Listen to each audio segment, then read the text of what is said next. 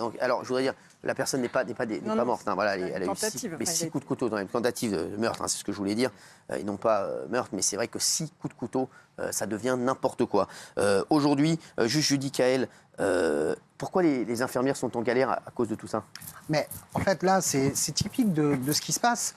Et vous parlez de 6 coups de couteau, mais hier, une infirmière à la station a pris un coup de marteau. Non.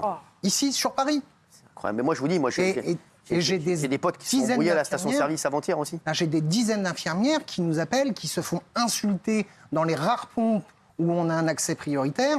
Parce que qui dit accès prioritaire dit bien sûr séparation entre normalement les gens prioritaires et les autres, mais une incompréhension. Donc il n'y a aucune sécurisation. On demande aux pompistes aujourd'hui d'assurer la sécurité.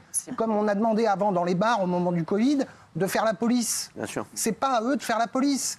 Et il faut qu'il y ait des stations qui soient réquisitionnées ou au moins avec des accès prioritaires partout. Là, je viens d'apprendre, juste avant d'arriver là sur le plateau, dans le Var, imaginez le Var, pour l'ensemble des professions prioritaires, 4 pompes.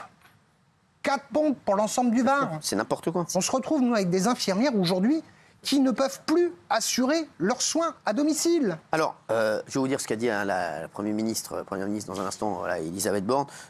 Donc, vous, aujourd'hui, même les infirmières, aujourd'hui, elles sont aussi, il y a plein d'autres métiers qui sont comme ça, il y a plein de gens qui ne peuvent pas exercer leur métier actuellement.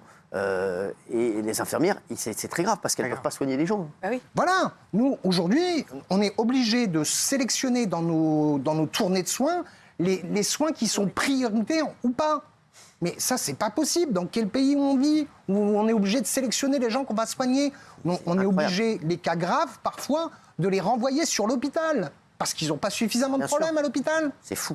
Et je vais vous dire, regardez, la pénurie touche tout le monde, puisque vous parlez des infirmières, les policiers et les militaires sont tombés carrément en panne aussi, regardez. Ok, ça marche. 98, 95, Gisèle, il n'y a plus rien. Merci.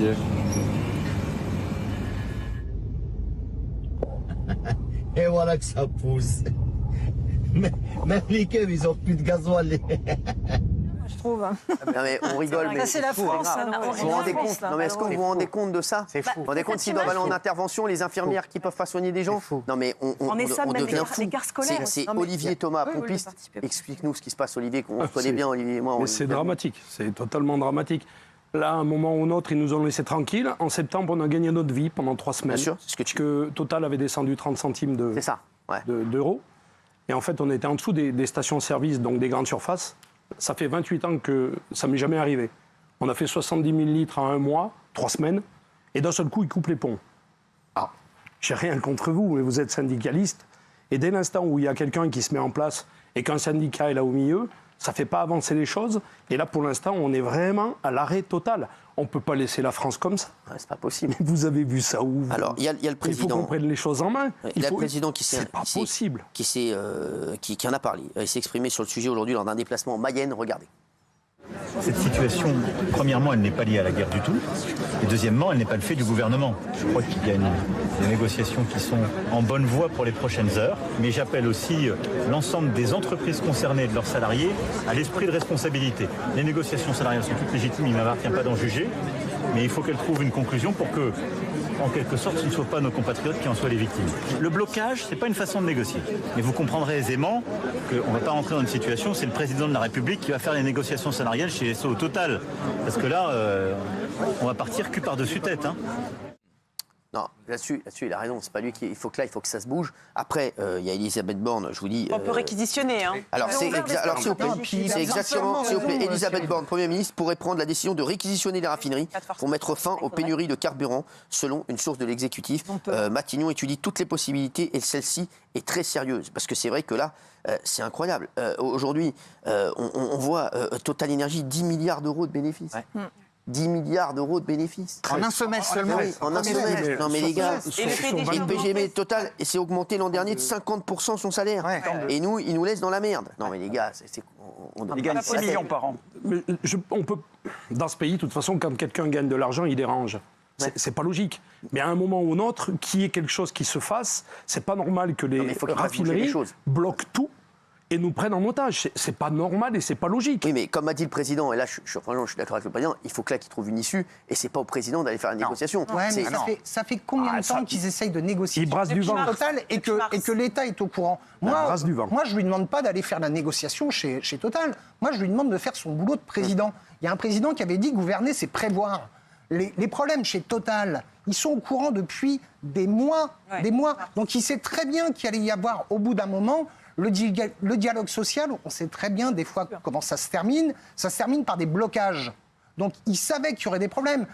La majorité des transporteurs, des coursiers, etc., maintenant ils ont des cartes Total. Donc on savait en plus que là, ça allait créer un problème. Parce que tous ces gens-là, ils allaient bien falloir, pour qu'ils puissent travailler, qu'ils aillent s'approvisionner ailleurs.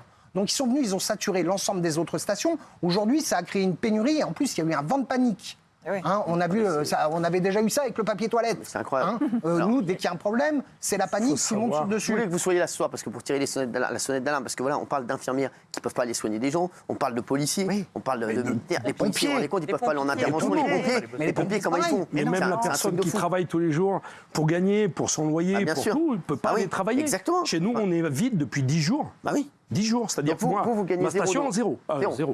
Donc les camions ne peuvent pas livrer les voitures parce qu'ils ont peur de tomber en panne en Haute-Loire. Déjà que donc c'était pas 0 facile. plus 0, on va dire la tête à Toto. Au bout d'un moment, ça commence à suffire. Là, vous me parlez de négociations, de toutes ces choses-là. Il faut aller vite. C'est super. Ouais, mais c'est beau, c'est toujours des beaux mots. Il y a des belles paroles. Vous savez que nous, sur les cartes GR, par exemple, c'est Total qui nous rétribue tous les 15 jours. Je touche 75 ou 80 euros tous les 15 jours.